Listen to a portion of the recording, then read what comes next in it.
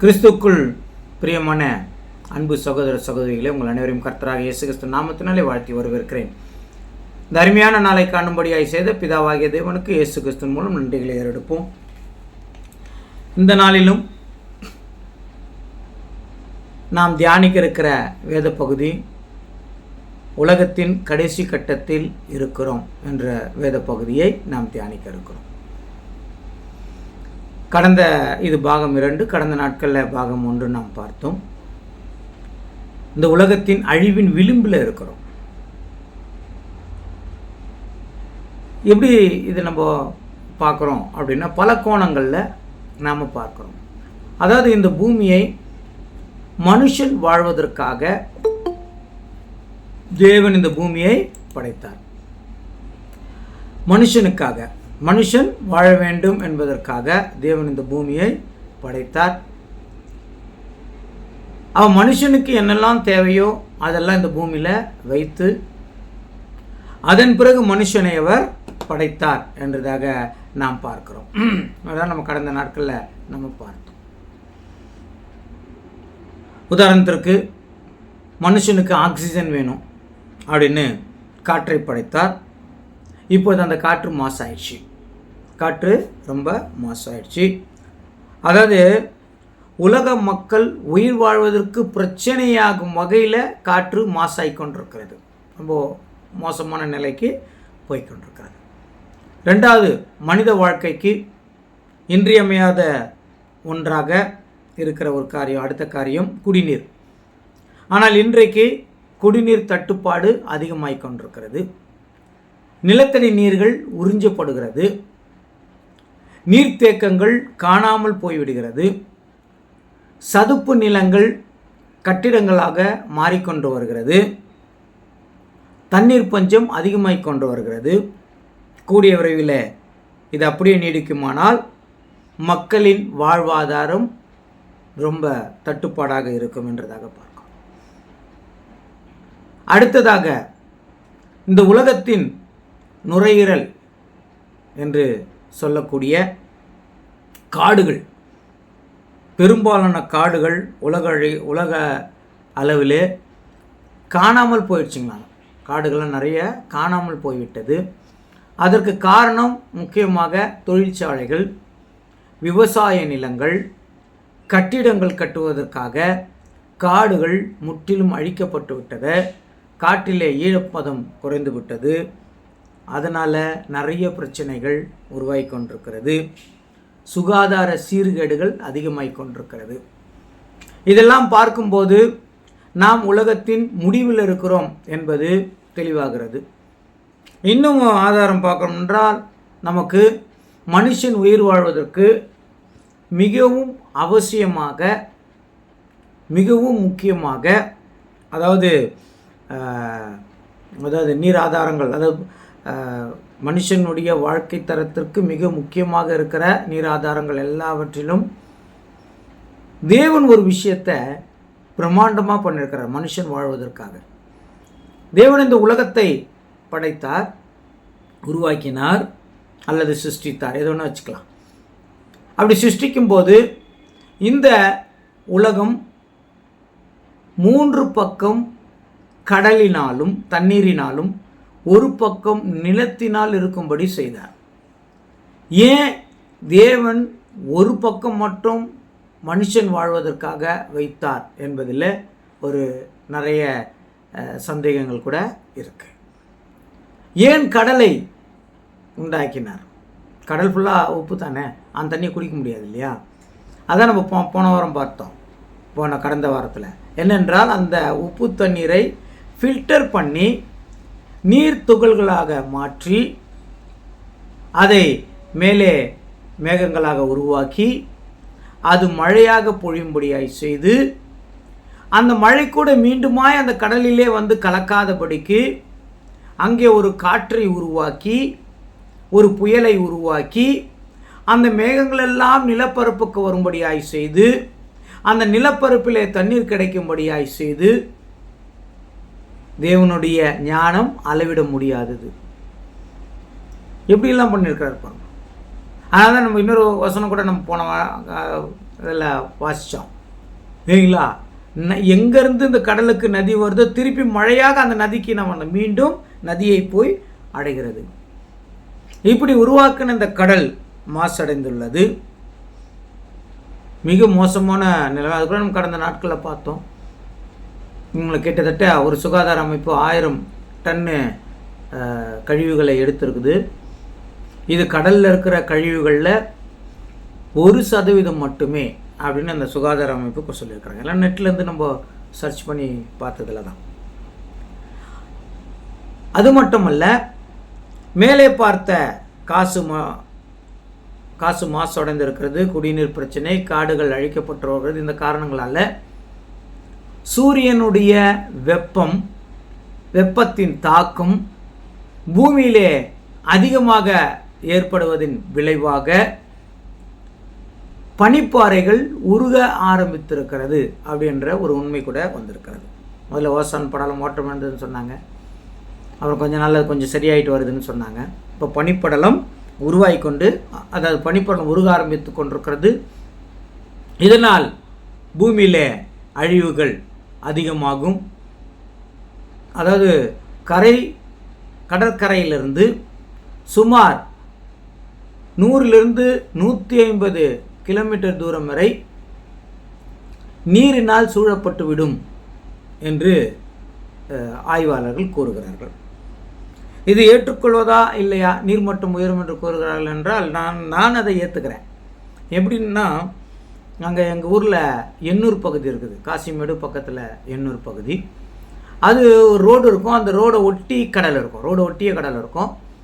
அது அந்த மணல் அரிப்பு ரோடு அரிச்சிட்டு போகாதபடி இருக்கிறதுக்காக அங்கே கருங்கல், பெரிய பெரிய கருங்கல், ஒன்றும் கிட்டத்தட்ட 100 கிலோவுக்கு மேலே இருக்கும் போல், டன் கணக்கில் இருக்கும். அவ்வளோ கல் போட்டு அது வச்சுருப்பாங்க. ரெண்டாவது, அலையினுடைய தாக்கம் அதிகமாக இல்லாதபடிக்கு கொஞ்சம் தூரத்தில் கடல்லேருந்து ஒரு 1/2 கிலோமீட்டர் அந்த மாதிரி டிஸ்டன்ஸில் அங்கே கூட தடுப்புகள் போட்டிருப்பாங்க. அதுவும் நான் ரொம்ப நாளைக்கு முன்னாடி பார்த்ததோடு இப்போ நிறைய தடுப்புகள் போடப்பட்டிருக்கிறது. இது நான் என்னவென்று பார்க்கும்போது, எங்களுடைய சகோதரி ஒருத்தர் அங்கே வீடு இருக்கிறாங்க. அவங்க சொல்கிறாங்க, பிரதர், நான் சின்ன வயசில் இருக்கும்போது கடல் இங்கேருந்து ஒரு 1/2 கிலோமீட்டருக்கு மேலே இருக்கும் பிரதர், ரொம்ப தூரத்தில் இருக்கும். இங்கே நிறைய வீடுகள் இருந்தது, நிறைய கோவில்கள்லாம் இருந்தது. ஆனால் இப்போது அதெல்லாம் இல்லை, கடலில் மூழ்கிடுச்சுன்றாங்க. அவங்க பார்த்த காரியங்கள் கிட்டத்தட்ட ஒரு 30 ஆண்டுகள் இருக்கும். 30 ஆண்டுகள் முன்பதாக அவங்க பார்த்துருக்கலாம் குறைஞ்சபட்சம், அதாவது ஆவரேஜாக பார்க்கும்போது. அப்போ 30 ஆண்டுகளில் இவ்வளவு இடம் அழிந்து கடல் நிலத்திற்குள் வந்திருக்கிறது என்றால், ஆய்வாளர்கள் சொல்கிறாங்க, இன்னும் 30 to 50 ஆண்டுகளுக்குள்ள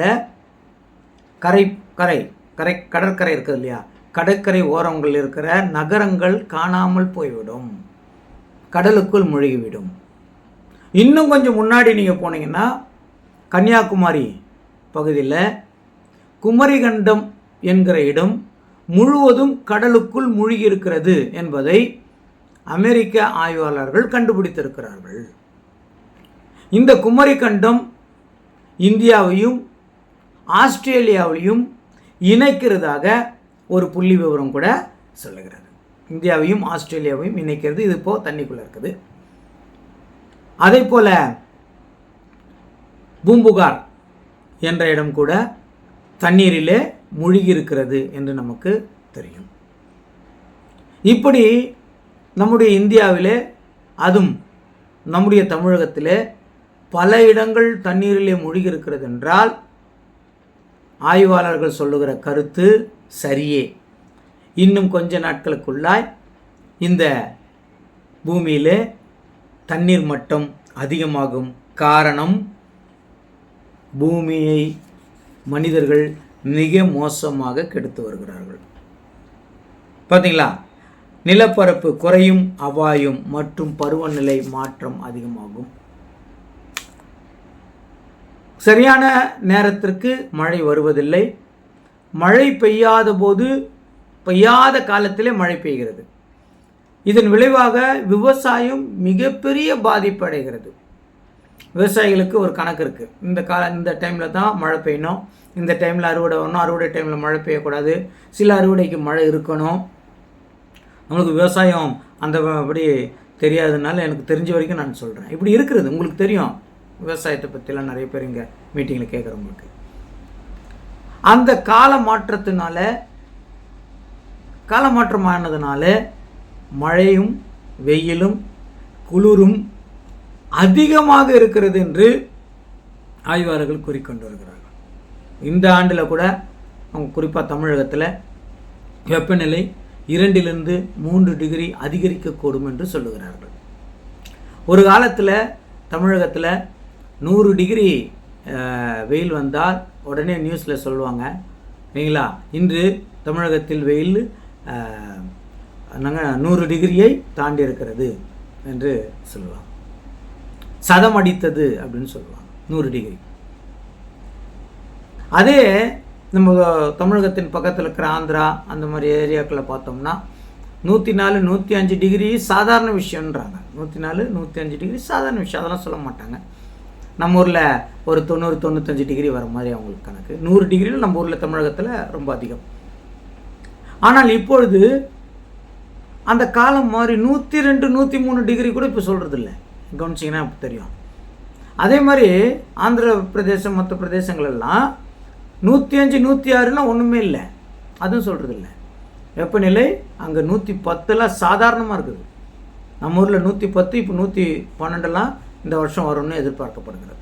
அப்படி டோட்டலாக காலநிலை கூட மாறி இருக்கிறதுனால ஒரு யோசனை வருகிறது, இந்த பூமி மனிதன் வாழ தகுதி இல்லாத இடமாய் மாறிக்கொண்டு வருகிறது. இது ஒரு புறம் இருக்க, மக்களுக்கு நேரிடும் பிரச்சனைகள், இது ஒரு பக்கம்னா மக்களுக்கு நேரிடும் பிரச்சனைகள், உள்நாட்டு போர், உள்நாட்டு கலவரம் இல்லைங்களா, தேசத்து அதாவது உள்ளுக்கு நம்ம நாட்டிலே மணிப்பூரில் உள்நாட்டு கலவரம், நம்ம நாட்டில் மணிப்பூரில் கலவரம், அங்கே கலவரம், இங்கே இலங்கையில் எப்படி பார்க்குறோம். அடுத்தது பார்க்குறோம் ராஜ்யத்துக்கு ராஜ்யமாக ஒரு நாட்டுக்கும் இன்னொரு நாட்டுக்குமே சண்டைகள் வருகிறது. இன்னும் பார்க்குறோம் கொள்ளை நோய்கள் அதிகமாகிட்டு வருது. எனக்கு தெரிஞ்சு காலரா என்கிற நோய் மிகவும் மோசமான ஒரு நோய் அது இல்லைங்களா. உடனே தாக்கும், உடனே எஃபெக்ட் ஆகும், கவனிக்காமல் விட்டால் மரணம் வரும் காலரா. அதன் பிறகு அதுக்கு கொஞ்சம் மருந்து கண்டுபிடிச்சோன்னா அம்மை நோய், பெரிய அம்மை நோய், சின்ன வயதில் பெரிய அம்மை முகலாம் அது வந்துச்சுன்னா உயிர் பிழைச்சாங்கன்னா முகலாம் விகாரமாயிடும், மேக்சிமம் அது செத்துருவாங்க. அப்படி ஒரு பிரச்சனை கூட இருந்தது. அதுக்கெல்லாம் மருந்து கண்டுபிடிக்கப்பட்டது. அதுக்கப்புறம் ஹெச்ஐவி வந்தது. ஹெச்ஐவிக்கும் ஓரளவுக்கு ஏதோ கண்ட்ரோல் பண்ணுறதுக்கு என்னென்னமோ பண்ணி அதை இது பண்ணுறாங்க. அதுக்கப்புறம் லேட்டஸ்ட்டாக கோவிட் வந்தது. இப்போ அடுத்தது என்ன கொள்ளை வரப்போகுதுன்னு தெரியலை. இந்த கோவிட் உலகம் முழுவதும் ஒரு மிகப்பெரிய ஒரு பிரச்சனையை உருவாக்கினது என்று கூட சொல்லலாம். இது ஒரு பக்கம் இருக்க, நாட்டுக்குள்ளே ஆங்காங்கே பூகம்பங்கள் வருகிறது, நில அதிர்வுகள் வருகிறது இல்லைங்களா. இன்னும் நாட்டில் சுனாமி அங்கங்கே சுனாமி வருகிறது, இயற்கை சீற்றங்கள் வருகிறது, உணவு பஞ்சங்கள் ஏற்பட்டிருக்கிறது. இதெல்லாம் பார்க்கும்போது நாம் உலகத்தின் விளிம்பில் இருக்கிறோம். முடிவில் இல்லை, விளிம்புக்கு வந்தாச்சு. தேவன் அவருடைய பிள்ளைகளுக்கு மட்டும் இதை எச்சரிக்கிறார். பேர் கிறிஸ்தவர்களுக்கு சொல்லலை, கிறிஸ்துவ அல்லாதவர்களுக்கு சொல்லலை. தேவனுடைய வார்த்தையை வாஞ்சையாய் பசிதாகத்தோடு தேடுகிறவர்களுக்கு மட்டும் உலகம் முடிய போகிறது, நீங்கள் எச்சரிக்கையாக இருங்கன்றார். முதலாம் உலகம் முடிவுக்கு வரும்போது அதே தான் இல்லைங்களா. நம்ம உலகத்தின் முடிவில் பேழையை உருவாக்கும்படி தேவன் என்ன பண்ணார் சொன்னார் நோவாவுக்கு. அப்போது மற்ற பேர் கூட கொஞ்சம் சொல்லுங்கப்பா, அவங்களும் வரட்டும்னு சொன்னார், இவர் பிரசங்கித்தார், யாரும் வர மாதிரி இல்லை. ஆனால் கேட்டவர்கள் 8 பேர் மட்டுமே. இப்பொழுதும் 2வது உலகம் முடிவுக்கு வந்திருக்கிறது என்று தேவன் எச்சரிப்பு கொடுக்கிறார். கேட்டவர்கள் இயேசு கிறிஸ்துவின் சரீரமாய் தன்னை அர்ப்பணித்தவர்கள் மட்டுமே, அவருடைய உடன் சுதந்திரராய் தன்னை இணைத்து கொண்டவர்கள் மட்டுமே, அவரோடு கூட ராஜாக்களாய் ஆசாரியர்களாய் இருந்து நான் இந்த உலகத்தை ஆளுகை செய்ய வேண்டும் என்று தன்னை ஒப்பு கொடுத்து ஜீவபலியாக ஒப்பு கொடுத்தவர்களுக்கு மட்டும் இதை சொல்லுகிறார். உலகம் தன் சுயத்தினாலே இயங்கி கொண்டு தான் இருக்கும். உலகம் இது என்ன பண்ணுறது இல்லைங்க, உணராது. உலகத்துக்கு இது தெரியாது. நாம் சொல்லுவதெல்லாம் அவர்களுக்கு பைத்தியக்காரத்தனம் போல தோன்றும். ஆச்சுங்களா? இது ஒரு பக்கம். முழுக்க முழுக்க இந்த உலகம் அழிவதற்கு, இந்த உலகம் மகா பெரிய ஒரு யுத்தத்தை, அதாவது தேவனுடைய யுத்தத்தை, முதலாம் உலகப்போர், ரெண்டாவது உலகப்போர் அதெல்லாம் சொல்லலை, அதை விட மகா பெரிய யுத்தம், ஒரு மனுஷன் கூட தப்பிக்க முடியாத ஒரு யுத்தம் தேவன் நடத்த போகிறார். அந்த யுத்தத்தில் மாட்டி இந்த உலகம் என்ன பண்ணுவோம், முடிவுக்கு வரும் என்றதாக நாம் பார்க்கணும். இதுதான் யோபு 10ஆம் அதிகாரம் 8வது வசனத்தில் சொல்லும்போது தேவன் தான் எல்லாவற்றையும் என்ன பண்ணாருங்க, படைத்தார்னு சொல்றார். யோபு 10:8. உம்முடைய கரங்கள் என்னையும் எனக்குரிய எல்லாவற்றையும் உருவாக்கி படைத்திருந்தும். உம்முடைய கரம் எல்லாவற்றையும் என்ன இருக்குது, உருவாக்கி படைத்திருக்கிறது. சங்கீதம் 104:24.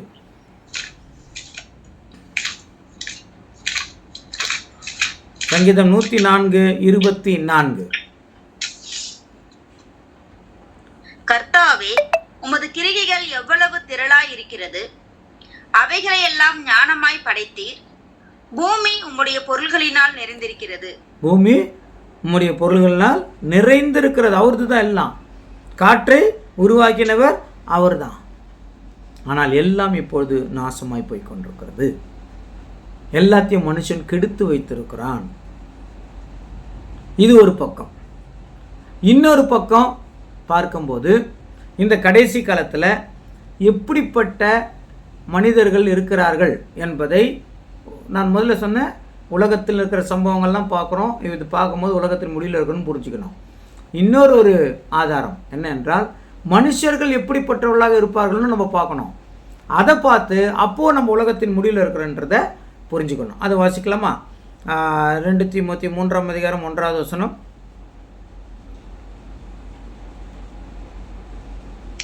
எப்படியெனில் மனுஷர்கள் தற்பிரியராயும் பணப்பிரியராயும் வீம்புக்காரராயும் அகந்தை உள்ளவர்களாயும் தூஷிக்கிறவர்களாயும் தாய் தகப்பன்மாருக்கு கீழ்ப்படியாதவர்களாயும் நன்றி அறியாதவர்களாயும் பரிசுத்தம் இல்லாதவர்களாயும் சுபாவ அன்பு இல்லாதவர்களாயும் இணங்காதவர்களாயும். போதுங்க. இப்போ இதில் இருக்கிற எல்லா விஷயங்களையும் தனித்தனியாக கொஞ்சம் இப்போ இருக்கிற நேரத்துக்கு நம்ம முக்கியமானது மட்டும் நம்ம பார்க்கலாம்.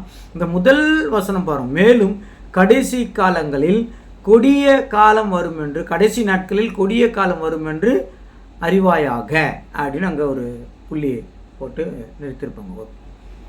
அப்போ கடைசி காலங்கள், கடைசி நாட்களில் கொடிய காலங்கள் அது என்ன அப்படின்னா, இப்போ நம்ம இயற்கையை பற்றி பார்த்தோம், இங்கே அதை பற்றி சொல்லலை, இங்கே மனுஷனை பற்றியே சொல்லிட்டு வராங்க. அந்த கடைசியில் சொல்லும்போது 5வது வசனத்தில் தேவ பக்தியின் வேஷத்தை தரித்து அதன் பலனை மறுதொரிக்கிறவர்களாயும் இருப்பார்கள், இப்படிப்பட்டவர்களை நீ விட்டு விலகுன்னு வந்துடும். லாஸ்ட்டாக முடிப்பார். அப்போது இன்னொரு பக்கம் இப்போ சொல்லப்பட்டிருக்கிற காரியங்களை வைத்து உலகம் அழிந்து கொண்டு வருகிறது என்பதை புரிந்து கொள்ளலாம். அப்படிப்பட்டது பாங்க. அன்பு தனிந்து போக சொல்லிட்டார், அன்பு தனிந்து போம் அப்படின்ட்டார். கடைசி நாட்கள் அன்பு இருக்காது அப்படின்ட்டார். அதை நம்ம கண்குடிர பார்க்குறோம் இல்லைங்களா? நாம் எவ்வளோ அன்பு செலுத்தினாலும் அந்த எதிராளிகள் அல்லது நமக்கு யாரை அன்பு செலுத்துகிறோமோ அவர்கள் நமக்கு விரோதமாகவோ அல்லது நாம் எது நம்ம எக்ஸ்பெக்ட் பண்ணுறோமோ அதுக்கு எதிர்பாதமாக நடக்கிறவர்களாக இருக்கிறத நம்மளால் பார்க்க முடியும். எஸ்பெஷலி இது குடும்பங்களில் பார்க்க முடியும். எங்களை எதிர்பார்த்தது போல கணவனோ மனைவியோ பிள்ளைகளோ நடக்காததை உணர முடிகிறது. இதை வைத்து பார்க்கும்போது அன்பு இல்லாத உலகமாக இருக்குதுன்னு பார்க்குறோம். நம்ம அன்பு செய்தாலும் அந்த அன்புக்கு பிரதிபலிப்பு வரலை. இந்த காலத்தில் எப்படிப்பட்ட அன்பு இருக்குதுன்னா, ஆளை பார்த்தா ஒரு அன்பு, ஆள் இல்லைன்னா இன்னொரு மாதிரி, அப்படி ஆயிடுச்சு. இது நம்ம கண்ணாடி இருக்கு இல்லையா, முகம் பார்க்குற கண்ணாடி, அதில் போய் பார்க்கும்போது அப்படி போனாக்கா அந்த பிம்பம் போயிடும். அப்படியேப்பட்ட அன்பு அப்படிப்பட்ட உறவு இப்போ அதிகமாக இருக்கிறது. நம்ம கண்குளிராக கண்ணூடாக அதை பார்க்க முடிகிறது. அதுதான் யாக்கோபு 1ஆம் அதிகாரம் 23வது வசனம் வாசிக்கலாமா? யாக்கோபு 1:23.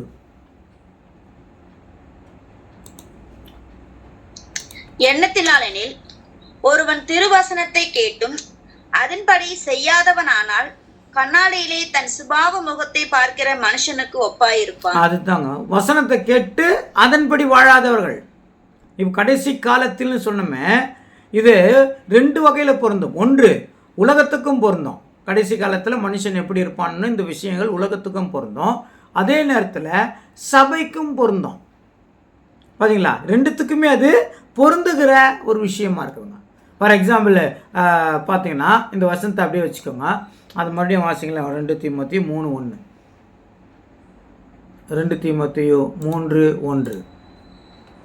அதில் ஒன்று சொல்லிட்டே வராங்க பாருங்க. மேலும் கடைசி நாட்களில் கொடிய காலங்கள் வரும் என்று அறிவாயாக. எப்படி எனில் மனுஷர்கள் தற்பிரியராயும். போதுங்க, இப்போ ஒன்றுன்னா பார்த்துட்டே வரோம். தற்பிரியர் 2 இடத்துலையும் இருக்குது. உலகத்திலையும் இருக்குது, சபைக்குள்ளேயும் இருக்குது. சபைன்னு நான் சொல்கிறது எல்லா சபையும் இல்லை, சத்தியத்தை தெரிந்தவர்கள் தேவனால் அழைக்கப்பட்டவர்களுக்குள்ளேயும் அது இருக்குது. பணப்பிரியர் உலகத்தில் இருக்குது, சபைக்குள்ளேயும் இருக்குது. வீம்புக்காரர் உலகத்திலும் இருக்குது, சபைக்குள்ள இருக்குது. அகந்தை உள்ளவர் உலகத்தில் இருக்குது, சபைக்குள்ளே இருக்குது. தூஷிக்கிறவர்கள் உலகத்தில் இருக்குது, சபைக்குள்ளே இருக்குது. தாய் தகப்பனுக்கு கீழ்ப்படியாதவர்கள் உலகத்தில் இருக்குது, சபைக்குள்ளே இருக்குது. நன்றி அறிதல் இல்லாதவர்கள் உலகத்தில் இருக்குது, சபைக்குள்ளே இருக்குது. பரிசுத்தம் இல்லாதவர்கள் சபைக்குள்ளே இருக்குது. சரிங்களா? சுபாவ அன்பு இல்லாதவர்கள் சபைக்குள்ளே இருக்குது. இணங்காதவர்கள் சபைக்குள்ளே இருக்குது. அவதூறு செய்கிறவர்கள் சபைக்குள்ளே இருக்குது, வெளியே இருக்குது. இச்சை அடக்கம் இல்லாதவர்கள் சபைக்குள்ளே இருக்குது. ஏன்னா உலகத்துக்கு இச்சை அடக்கமாக இருக்குன்னு சொல்லலை. கொடுமை உள்ளவர்கள் சபைக்குள்ளே இருக்குது. நல்லோரை பகைக்கிறவர்கள் சபைக்குள்ளே இருக்குது. துரோகிகள், துணிகரம் உள்ளவர்கள், இருமாப்பு உள்ளவர்கள் சபைக்குள்ளே இருக்குது, வெளியும் இருக்குது. தேவ பிரியராக இல்லாமல் சுகபோக பிரியரானவர்கள் சபைக்குள்ளே இருக்குது. தேவ பக்தியின் வேஷத்தை தரித்து அதன் பலனை மறுதளிக்கிறவர்கள் சபைக்குள்ளே இருக்குது.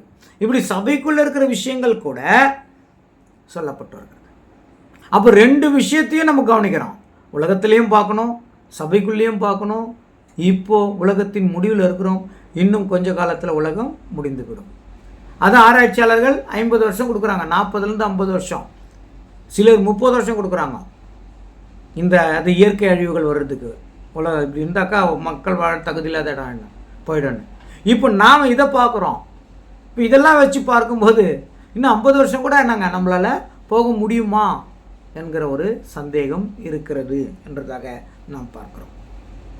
தனித்தனியாக மனுஷன் எப்படியா இருக்கும், எதுக்கு? அதைத்தான் யாக்கோபில் சொல்கிறாங்க. இப்போ வாசிக்கலாம். யாக்கோபின் புத்தகம் 1ஆம் அதிகாரம் 23வது வசனம். எண்ணத்தினாலெனில் ஒருவன் திருவசனத்தை கேட்டும் அதன்படி செய்யாதவனானால் கண்ணாடியிலே தன் சுபாவ முகத்தை பார்க்கிற மனுஷனுக்கு ஒப்பாயிருப்பான். அவ்வளவுதான். சும்மா பார்த்துட்டு நாங்கள் போனால் போயிடும். அடுத்த வசனம். அவன் தன்னைத்தானே பார்த்து அவ்விடம் விட்டு போன உடனே தன் சாயல் இன்னதென்பதை மறந்து விடுவான். முடிஞ்சிச்சுங்க. தன்னைத்தானே பார்த்து அந்த இடத்த விட்டு போன உடனே மறைஞ்சிடும். அப்போது நான் கிறிஸ்துவ சாயலாக இருக்க வேண்டும் அப்படின்னு வசனத்தின் அடிப்படையில் எல்லாம் ஏற்றுக்கிறோம். அந்த வசனத்தில் ஆமாம் கரெக்ட், அப்படித்தான் வசனம் சொல்கிற மாதிரி தான். ஆனால் அந்த இடத்து போன உடனே இப்போ அந்த கண்ணாடி எதுன்னு பார்க்கலாம். சும்மா உதாரணமாக பைபிள்னு பார்க்கலாம், வசனம்னு பார்க்கலாம், இல்லை வசனம் கொடுக்குற சபையாக கூட பார்க்கலாம். அப்போ சபையாக இருந்தாலும் எங்கே இருந்தாலும் வசனம் காதுகளுக்குள்ளே போன உடனே அதை ஏற்றுக்கிறோம். ஆனால் அந்த இடத்த விட்டு போன உடனே வசனமே மறந்து போகுது. வசனத்தை கை கொள்றது இல்லை, வசனத்தை விட்டு விடுகிறோம் பாருங்க. அதுதான் இன்னைக்கு நடக்கிறதாக நாம் பார்க்குறோம். வசனத்தின் அடிப்படையில் வசனங்கள் விடப்படுகிறது. அங்கேருந்து போன உடனே அது மறைந்து விடுகிறது. அது காரணம் அடுத்தது சொல்கிறாங்க பாருங்க. சுயாதீன பிரமாணமாகிய பூரண பிரமாணத்தை உற்று பார்த்து அதிலே நிலைத்திருக்கிறவனே கேட்கிறதை மறக்கிறவனாயிராமல் அதற்கேற்ற கிரியை செய்கிறவனாயிருந்து தன் செய்கையில் பாக்கியவானாய் இருப்பான். ஓகே, இப்போ சுயாதீன பிரமாணம் இருக்குது, அதுக்குள்ள வரணும். அதுக்கு என்ன பண்ண? கேட்கிறதை மறக்க கூடாது. கேட்கிற மறக்கிறவன் முகம் கண்ணாடிக்கு முன்னாடி நிற்கிறவனுக்கு சமம்.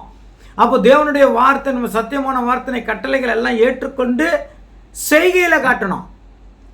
எங்கே நம்மளுக்கு பிரச்சனை வருகிற போதோ மற்ற காரியங்கள் நடக்கிற போதோ அந்த வசனத்தை, இந்த வசனத்தில் பிடிக்குது அப்படித்தான் நான் நடப்பேன் அப்படின்னு செய்கையில் என்ன பண்ணோம், காட்டணும். ஆனால் செய்கையில் காட்டாதவர்கள் இல்லைங்களா இப்போ அதிகமாகி கொண்டிருக்கிறார்கள். இதன் அடிப்படையில் பார்க்கும்போது நாம் உலகத்தின் முடிவில் இருக்கிறோம் என்பது தெளிவாகிறது என்றதாக நாம் பார்க்கிறோம் இல்லைங்களா. அதனால தான் எல்லா மனுஷரும் எப்படி இருப்பாங்க, மோசமான நிலைக்குள்ளே இருப்பார்கள், மோசமான காரியங்கள் நடக்கும். இது ஒரு பக்கம். அடுத்தது பார்க்கலாமா, முக்கியமாக அன்பு இருக்காது. நான் முதல்ல சொன்னேன், இதுதான் அன்பு இடம் போயிடுது. அன்பே பிரதானம் அப்படி இருக்குது, அன்பே பெரியது அப்படின்னு இருக்குது, அன்போடு எல்லாவற்றையும் செய்யுங்கள் எப்படி இருக்குது, அன்பை தரித்து கொள்ளுங்கள்னு இருக்குது. ஆனால் இதெல்லாம் வசனமாக இருக்குது. அந்த வசனம் நாம் பலமுறை கேட்டிருக்கிறோம், நமக்கு பலமுறை ரிப்பீட் ஆகிட்டே இருக்கும். பைபிள் ஒன்று தானே இல்லைங்களா. அப்போ பைபிளில் யாரெல்லாம் தியானிக்கிறார்களோ அவங்க சில நேரங்களில் ஒரே விஷயம் கேட்குற மாதிரி இருக்கும். தேவன் நம்மளோட பேசுகிறாருங்க. அங்கே சொன்னாங்கல்ல, அன்பு தனிந்து போகும்னு சொன்னாங்க பாருங்க கடைசி காலத்தில். அது இங்கே கூட அன்பில் இருக்கணும்னு சொன்ன வார்த்தைக்கு விரோதமாக இன்றைக்கு சரீரமாகிய சபை கூட இயங்கி கொண்டிருக்கிறது. பிசாசானவன் சரீரமாகிய சபையை வஞ்சிக்கிறான். ஒரு பக்கம் உலகத்தை வஞ்சித்து கொண்டிருக்கிறான். அன்பே இல்லாத உலகம் தான் இன்றைக்கு இல்லைங்களா. நீங்கள் இந்த சத்தியத்துக்குள்ளே வந்துட்டு அன்பாக இருக்கணும்னு நீங்கள் அன்புக்கான முயற்சிகள் எவ்வளோ எடுத்தாலும், ஆனால் இன்னொரு பக்கம் சாத்தான் அதுக்கு விரோதமாக எழும்பும்போது அதுக்குள்ளே நம்மளையும் இழுக்கிறதுக்கு சாத்தான் பெரிய சதி திட்டங்கள் செய்கிறான்.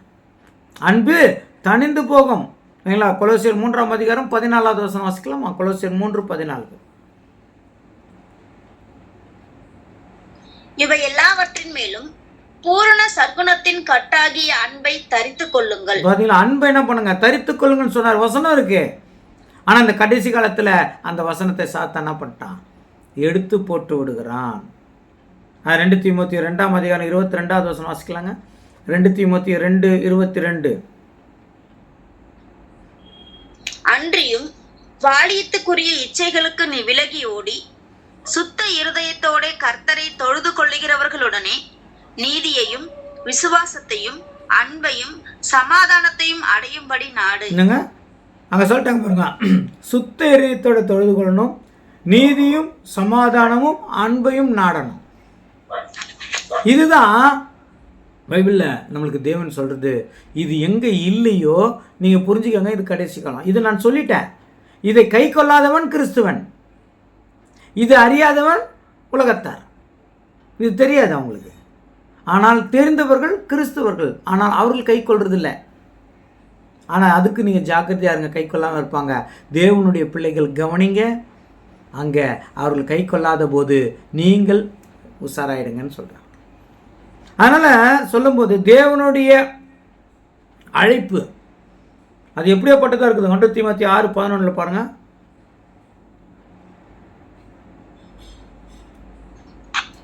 நீயோ தேவனுடைய மனுஷனே, இவைகளை விட்டோடி நீதியையும் தேவ பக்தியையும் விசுவாசத்தையும் அன்பையும் பொறுமையையும் சாந்த குணத்தையும் அடையும்படி நாடு. இப்ப நாடு தேவன் சொல்லிட்டாரு, நீங்க ஜாக்கிரதையா இருங்க.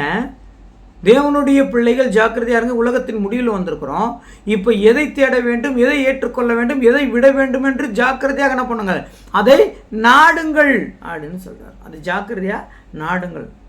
அதை தான் அங்கே திருப்பி திருப்பி சொல்கிறதாக பார்க்கும். இதே கடைசி காலத்தில், அதாவது கடைசி புஸ்தகத்தில் வெளிப்படுத்தல் 2ஆம் அதிகாரம் 4வது வசனத்தில் என்ன சொன்னாங்க, ஆனாலும் நீ ஆதியில் கொண்டிருந்த அன்பை விட்டாய் என்று உன் பேரில் எனக்கு குறை உண்டு. ஆதியில் கொண்டிருந்த அன்பை விட்டாய். இன்றைக்கு நம் நிலையை பார்க்கும்போது, உலகத்தின் நிலையை பார்க்கும்போது, அதை கவனிக்கும்போது நமக்கு கிளியராக தெரியும், உலகத்தின் முடிவில் இருக்கிறோம். ஆதியில் இருந்த அன்பு இல்லை. விசுவாசம் இருக்குதா, தேவன் மேலே விசுவாசம் இருக்குதா, விசுவாசத்தை விற்று காலம் கூட வரும்னு போட்டிருக்குது தெரியுங்களா. அது எங்கே போட்டிருக்குதுன்னா 1 தீமோத்தேயு 1:5 வாசிக்கலாங்க. 1 தீமோத்தேயு 1:5.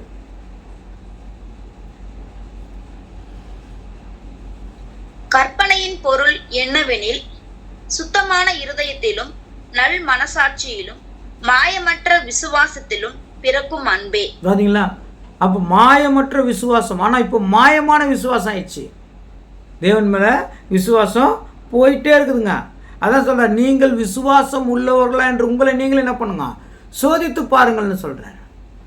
அப்பப்போ நம்மளை சோதித்து பார்க்கணும். ஏன்னா இந்த கடைசி காலத்தில் இப்படிப்பட்டவர்கள் வரும்போது நாம் இதில் எவ்வளோ எச்சரிக்கையாக இருக்கணும் என்று நமக்கு தேவன் திருப்பி திருப்பி நிறைய விஷயங்களை சொல்லிகிட்டே வரார்.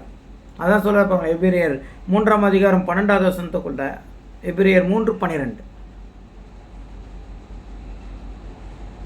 எபிரேயர் 3:12. சகோதரரே, ஜீவனுள்ள தேவனை விட்டு விலகுவதற்கு ஏதுவான அவிசுவாசம் உள்ள பொல்லாத இருதயம் உங்களில் ஒருவனுக்குள்ளும் இராதபடிக்கு நீங்கள் எச்சரிக்கையாய் இருங்கள். கிளியரா சொல்லிட்டாரு பாத்தீங்களா? பொல்லாத இருதயம் உங்களுக்குள்ள என்னங்க வேண்டாம். அவ்விசுவாசம், விசுவாச குறைச்சல் ஆயிடுச்சு. தேவன் மேல இருக்கிற நம்பிக்கை போயிடுச்சு. தேவன் எல்லாவற்றையும் செய்வார்ன்றது போயிடுச்சு. தேவன் நம்மளை பாதுகாப்பார்ன்றது போயிடுச்சு. நமக்கு விரோதமாக வருகிற சத்துருக்களை அவர் நம்மிடத்திலிருந்து நீக்குவார்னு போயிடுச்சு. நம்மளே ஏதாவது பண்ணி நீக்கலான்னு வந்துடுச்சு. எதெல்லாம் தேவன் விட சொன்னாரோ அதெல்லாம் கை கொண்டு வந்துடுச்சு. பார்த்தீங்களா? அதாவது ஒருத்தரை மன்னியுங்கள்னா மன்னிக்காத குணம் வந்துடுச்சு. ஒருத்தர் நம்மளை இழிவுபடுத்தினாங்கன்னா திருப்பி அவங்களை இழிவுபடுத்தக்கூடாதுன்னு சொன்னால் அந்த இழிவுபடுத்துதுன்னு ஆயிடுச்சு, வந்துடுச்சு. பெரியவர்களுக்கு கீழ்ப்படிங்கன்னு சொன்னால் பெரியவர்களுக்கு கீழ்ப்படியாது வந்துடுச்சு. தகப்பன் தாயம் கனம் பண்ணவங்கன்னா கனம் பண்ணாது வந்துடுச்சு. பைபிளில் எதெல்லாம் சொன்னாங்களோ அது வந்துடுச்சு. சுருக்கமாக சொன்னால் கள்ள நோட்டு அதிகமாயிடுச்சு. அதுக்கெல்லாம் ஒரு காரணங்கள் கூட அதிகமாயிடுச்சு. சத்தியத்தை அறிகிற அறிவை கொடுத்துருக்கிறாரு. அந்த சத்தியத்தை அறிகிற அறிவை பெற்ற ஜனம் சத்தியத்திலிருந்து விலகி போகிறாங்க. நீங்கள் பார்த்தீங்கன்னாக்கா இல்லைங்களா, அதை நீங்கள் இதில் பார்த்தீங்கன்னா உங்களுக்கு தெரியும் பாருங்களேன். 2 தெசலோனிக்கேயர் 2:10, 2 தெசலோனிக்கேயர் 2:10.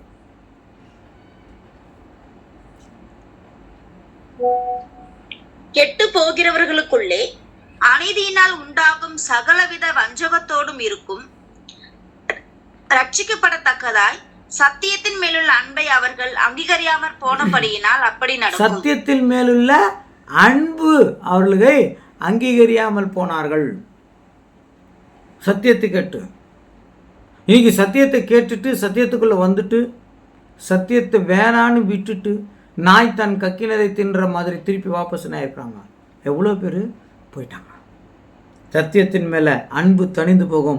இதை நாம் பார்க்கிற பொழுது நாம் கடைசி காலத்தில் இருக்கிறோம் என்பது தெரியும்.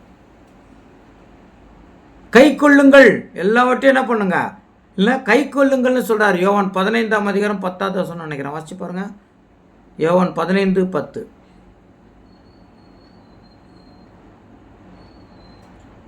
நான் என் பிதாவின் கற்பனைகளை கை கொண்டு அவருடைய அன்பிலே நிலைத்திருக்கிறது போல நீங்களும் என் கற்பனைகளை கை கொண்டிருந்தால் என்னுடைய அன்பிலே நிலைத்திருப்பீர்கள். கரெக்டா சொல்லிட்டாரா? கை கொண்டு நடங்கள் அப்படின்னா அந்த கை கொண்டு நடக்கிறது இல்லை, அதை ஃபாலோ பண்றது இல்லை தேவனுடைய வார்த்தையை. இதெல்லாம் பார்க்கும்போது நாம் கடைசி காலத்தில் இருக்கிறோம். வெளிப்படுத்தல் 3:3 வாசிங்களேன். நீ கேட்டு பெற்றுக்கொண்ட வகையை நினைவு கூர்ந்து அதை கை கொண்டு மனம் திரும்பு. நீ விழித்திராவிட்டால் திருடனை போல் உன்மேல் வருவேன், நான் உன்மேல் வரும் வேலையை அறியாதிருப்பாய். பாத்தீங்களா? நீ கை கொண்டு என்ன பண்ற, ஒரு வாய்ப்பு கூட கொடுக்குறாரு. அடுத்த சொல்றாரு இல்லைங்களா, பைபிளில் வசனத்தில் சொல்லும்போது நீங்கள் பரிசுத்தமாயிருங்கள். 1 கொரிந்தியர் 3ஆம் அதிகாரம் 17வது வசனம். 1 கொரிந்தியர் 3:17.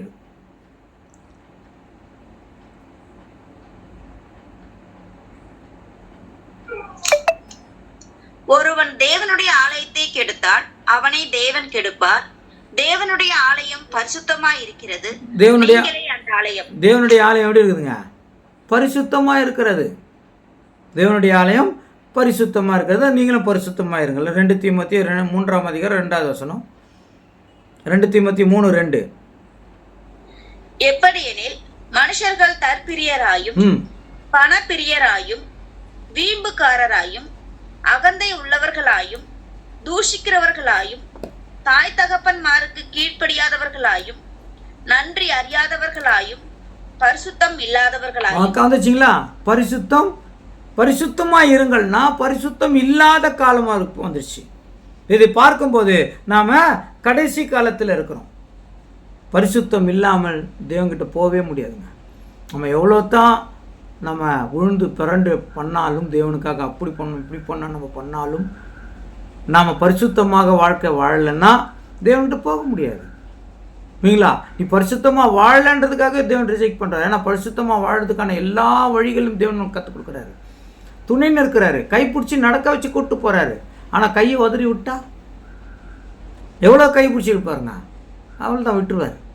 இல்லைங்களா? வாசிக்கலாமா? நான் அதே எபிரியர் 12ஆம் அதிகாரம் 4வது வசனம்.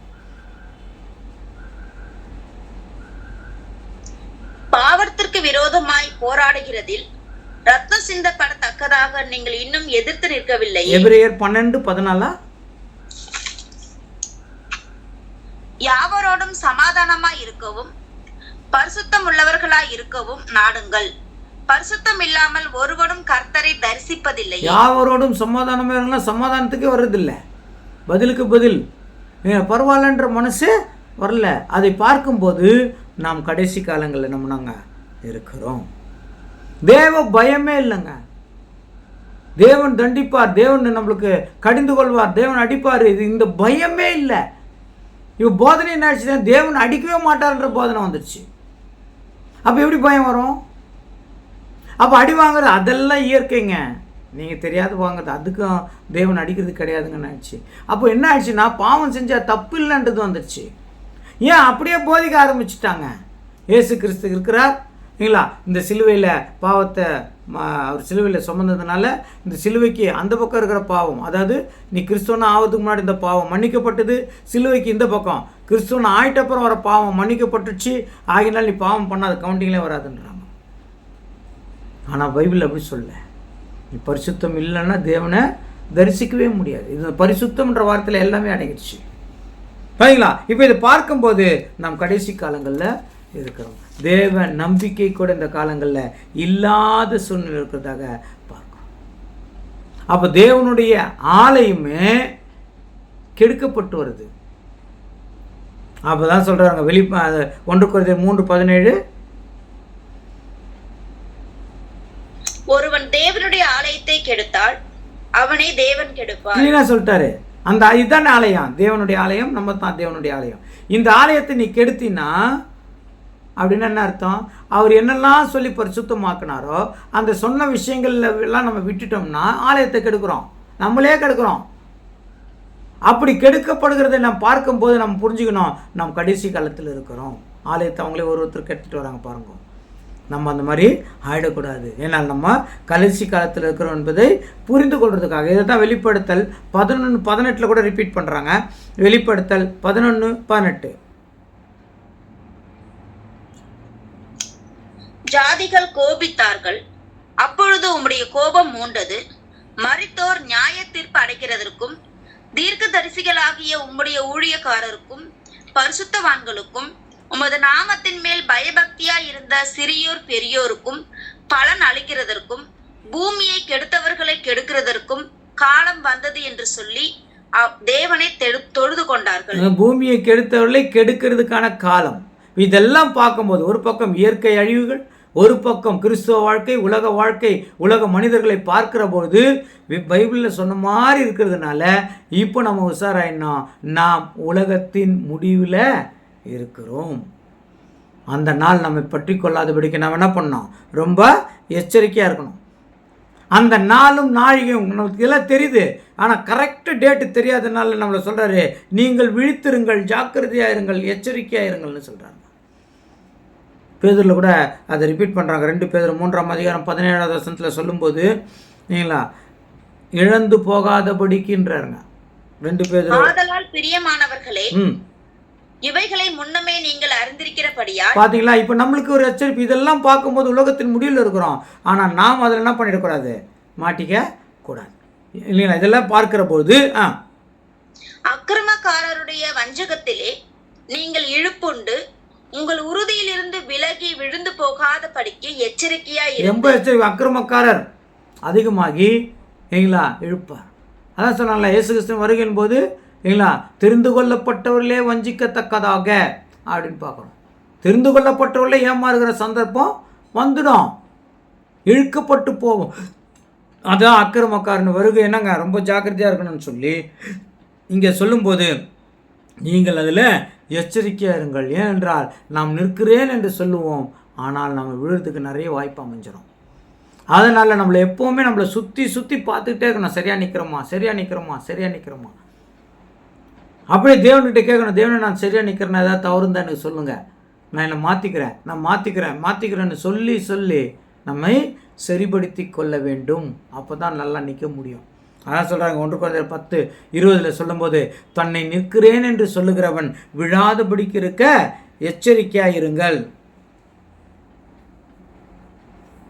அதுதான் அதான் சொல்வாருங்க. இவ்வளவு காரியங்கள், ஒரு பக்கம் உலகத்தின் அழிவை நாம் பார்க்கிறோம், உலகத்தின் முடிவுக்கு வந்திருக்கிறோம். இன்னொரு பக்கம் மக்களின் செய்கைகள் பார்க்கிறோம், கிறிஸ்தவர்கள் சத்தியத்தை தெரிந்தவர்கள் செய்கைகள் பார்க்கிறோம். இதெல்லாம் பார்க்கிற போது தேவனுக்கு எல்லாம் விரோதமாக இருக்கிறதுனால நாம் உலகத்தின் முடிவில் இருக்கிறோம், அதாவது விளிம்பில் இருக்கிறோம், கடைசி கட்டத்தில் இருக்கிறோம். அதனால் ரொம்ப எச்சரிக்கையாக இருக்கணும். அந்த காலம் மிக கடினமான காலமாக இருக்கிறது. எவ்வளோ சீக்கிரம் தேவன் வருவார் அப்படின்றதுல நமக்கு ஒரு இன்ட்ரெஸ்ட் கூட வரணும். அவ்வளோ மோசமான காலம். சரி, இந்த பூமியை அழித்து என்ன போகிறார் அப்படின்னா, ஏற்கனவே நம்ம பார்த்துட்டோம், பூமியை மனுஷர்களுக்காக வைத்திருக்கிறார், அதை ஒருபோதும் அழிக்கிறது இல்லை. முதலாவது உலகம் பூமி அழித்தாரா? இல்லை. தண்ணி வந்துச்சு, அதே ரெண்டாவது உலகம் வந்துட்டோம். அப்போ பூமி என்றென்றைக்கும் இருக்கணும்னு சொல்லிட்டார். அதில் மக்களும் அதில் இருக்கிற சிஸ்டம் தான் மாறிச்சு. அதே மாதிரி இந்த ரெண்டாவது உலகம் ரொம்ப மோசமாக கெட்டு போச்சு. இப்போ அதை சரி பண்ணுறதுக்கான காரியம் நடக்க ஆரம்பிக்கிறது பூமியில். இல்லைங்களா? பழைய நிலைமைக்கு பூமி நான் இப்போது திரும்ப போகிறது, பழைய நிலைமைக்கு மாறப்போகிறது. அதுக்கு தான் கர்த்தராக இயேசு கிறிஸ்து இந்த பூமிக்கு வரப்போகிறார். இல்லைங்களா? அப்போ அப்படி வரும்போது இந்த பூமி தன்னை சரிப்படுத்திக்கும். ஃபார் எக்ஸாம்பிள் பாருங்க, அந்த 1000 வருஷ ஆட்சி காலம் வரும்போது நீதியை விட்டவர்கள் எல்லாம் நீதியை கற்றுக்கொள்வார்கள். புது வானம் புது பூமி வந்துடும். யாரெல்லாம் நமக்கு வேண்டியவர்கள் மரித்திருக்கிறார்களோ அவர்கள் என்ன பண்ண போகிறோம்? பார்க்க போகிறோம். மரித்தோரை பூமி புறப்பட பண்ணும்.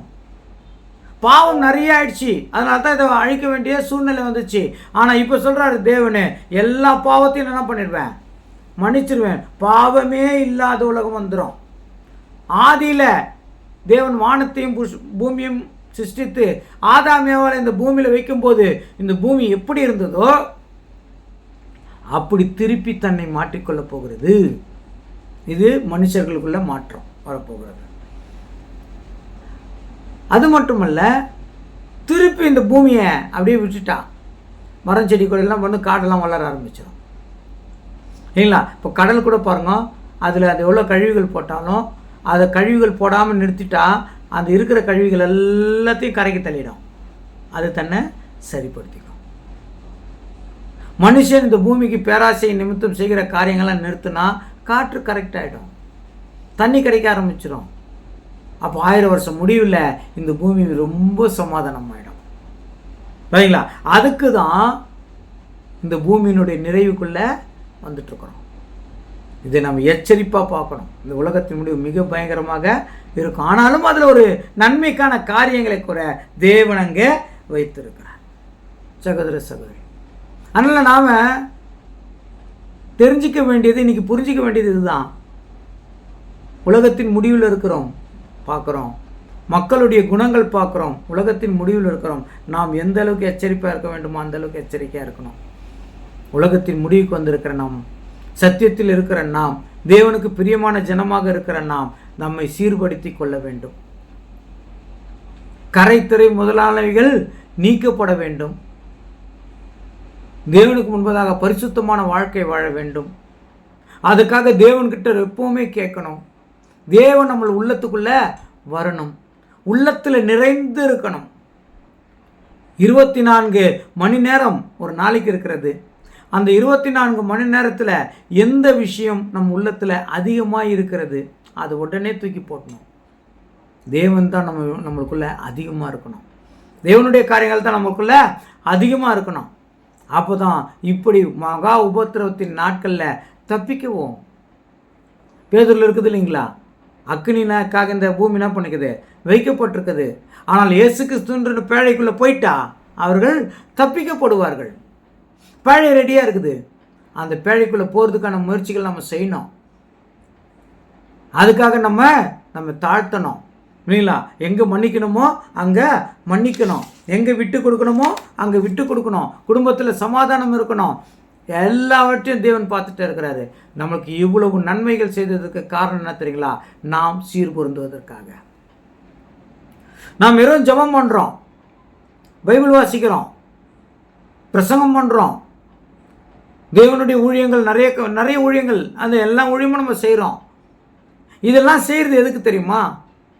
நாம் தேவனுக்கு முன்பதாக பரிசுத்தமாகிறதுக்கு தான்.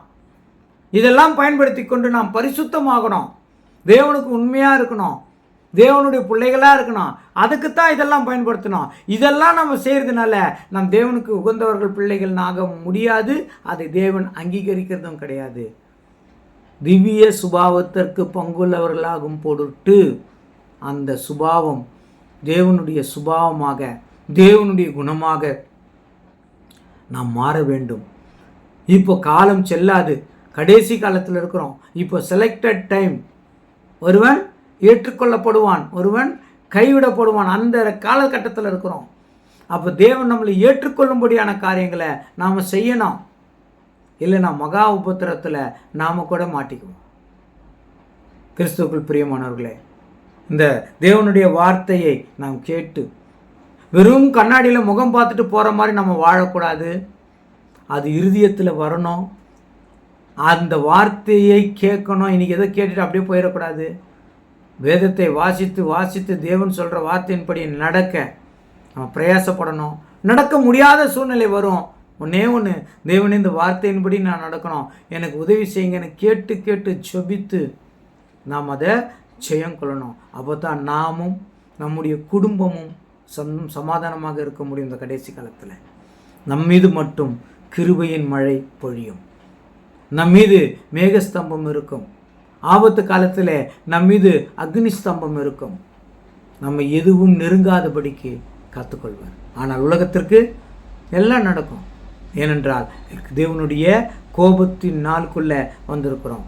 ஆகையினால நாம் இந்த கோபத்தின் நாளிலிருந்து தப்பிப்பதற்கான வழிகளும், நாம் கோபத்தின் நாளில் இருக்கிறோம் என்பதையும் தேவன் நம்மோடு கூட பேசியிருக்கிறார். நீங்கள் அதை கேட்டிருக்கிறீர்கள். இன்னும் இந்த வார்த்தைகள் எல்லாம் நீங்கள் கொஞ்சம் நிதானமாக தியானியுங்கள். தேவன் உங்களை ஆசீர்வதிப்பாராக. ஆமென்.